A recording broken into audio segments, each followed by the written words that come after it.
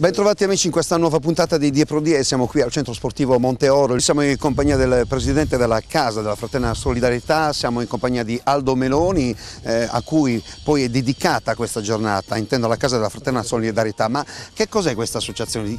Cioè, come operate qui a Sassari? Ma ormai credo che i cittadini abbiano avuto modo di vedere, noi ogni giorno, tutti i giorni della settimana, intendo agosto compreso, perché la fame non va mai in ferie, distribuiamo a chiunque si presenti, senza che debba dire chi sei, per chi hai bisogno, quali sono le tue idee, un sacchetto con quello che abbiamo, sicuramente il pane, pasta. Questo dove succede? A Sassari? Corso dove? Regina Margherita di Savoia, vecchia questura, di fronte alla curia vescovile. Quindi oltre 500 persone, una fila di 500 persone ogni mattina per il cibo. In più, 2 volte alla settimana, il martedì e il giovedì, diamo anche abiti.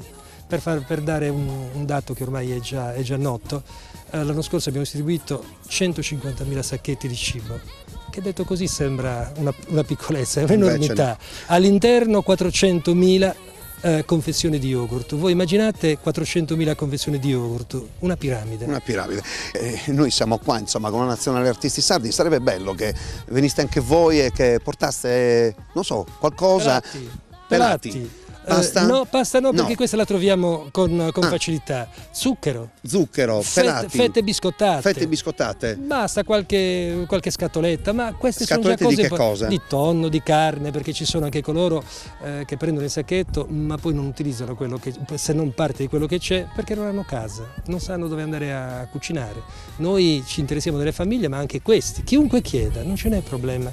Quindi questi magari si trovano un po' di tonno più che di carne, per loro oltre al pane e lo zucchero, perché lo zucchero va sempre bene, cose semplici. Dateci una mano, Umberto. Ma mi sembra paradossale la necessità di questo genere di alimenti in un periodo in cui lo spreco è veramente tanto. Come coniugare queste due situazioni? No, non si coniuga un bel niente, lo spreco c'è. E sarebbe bello che tutti coloro che hanno delle eccedenze, intendo i grossi supermarket o i produttori, invece di gettare via la roba e di distruggerla, la donassero a noi, ma anche ad altre associazioni. Noi siamo una onlus, quello che viene donato a noi può essere portato a costi e si evita la distruzione e quindi l'inquinamento. Però c'è un grande però. È una catena. Sì, una catena che non funziona.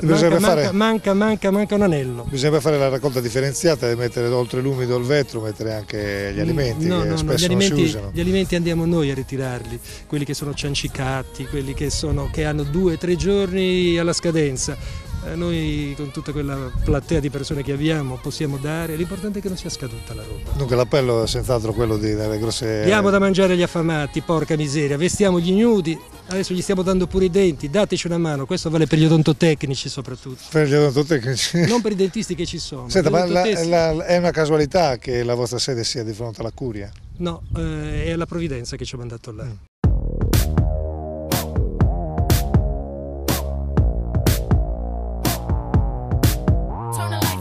Cosa posso dire? È una faticaccia. Non lo so, però è una cosa che fa bene anche agli altri. Queste manifestazioni sono importantissime. Sono felicissimo di poter sudare per queste cose.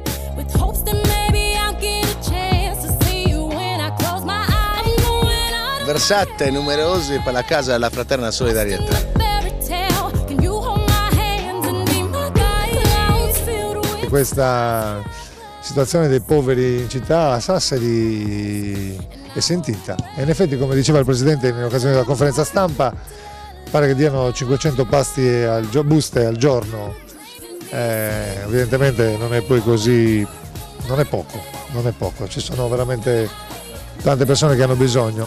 L'augurio è che questa sia soltanto una manifestazione che serva da stimolo, perché poi questa gente deve mangiare tutti i giorni, non soltanto oggi in occasione di questa manifestazione.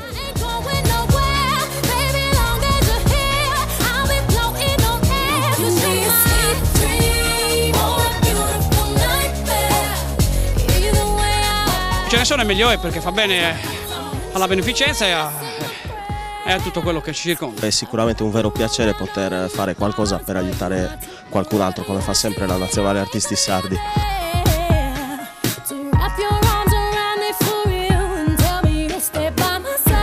Una manifestazione importante, una manifestazione molto importante, ma che dico importante? Importante. Le compagini sono gloriose, Vecchia Gloria della Torres, Artisti Sardi, e poi c'è un misto tra dipendenti comunali e vigili urbani. Abbiamo notato quello dei vigili urbani, me ne sono accorto perché c'era un posto di blocco a centrocampo. A parte le fesserie, diamo la linea a un personaggio veramente importante della nazione Artisti Sardi, il telecronista che per eccellenza, a te Tonino, anzi ti accompagno. Tonino, una partita importante, una manifestazione di tutto il rispetto, se ci vuoi annunciare le formazioni con la quale... Grazie Pino, c'è una partita dove si è vista i blu che hanno la meglio ai danni dei white, dei bianchi, purtroppo il risultato è 5-2, 5 contro 2, è una partita veramente dove stiamo vendendo cara la pelle, infatti anche Zanna sta vendendo cara la pelle, infatti Colla si è fatto i bonghetti con la pelle e speriamo nel secondo tempo di fare una partita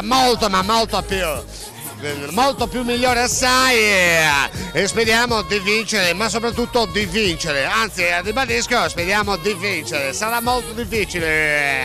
Restituisco la linea a Pinuccio Galisai per la telecronaca, radiocronaca in diretta. A te Pinuccio Galisai. Grazie Tonino. Adesso iniziamo il secondo tempo. L'arbitro, io non voglio fare commenti sull'arbitraggio, comunque è un arbitraggio scandaloso e non voglio fare commenti. L'arbitro è il signor Cenzo Melis della sezione della Landriga, qua vicino. Sezione dei punti, mi corregge. Linea alla regia per i consigli pubblicitari e la stampella è sotto, eccola là. Cosa ne pensa della partita? No, io non posso parlare, sono in silenzio stampa, non posso parlare. C'era. Il rigore era nettissimo. L'arbitro ha fischiato, quindi il rigore è nettissimo. Scandaloso. Arbitro venduto della terra di Bonnannaro, un arbitro dove ha fischiato un rigore che non c'era, incredibile.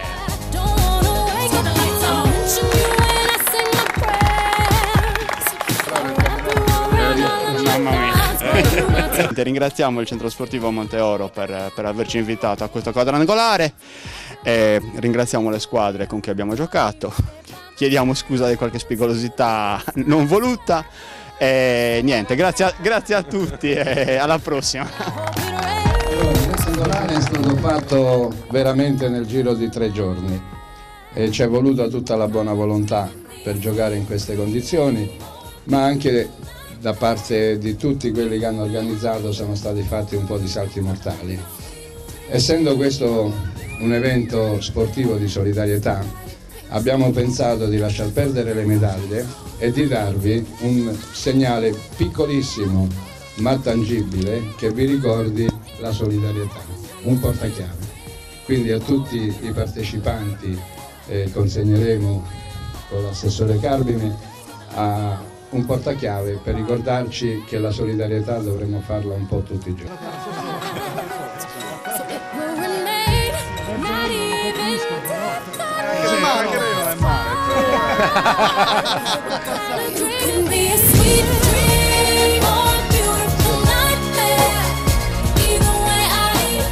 E grazie a voi perché stasera avete dato un'altra bella spinta a questa iniziativa, che vi ripeto, è di tutti noi.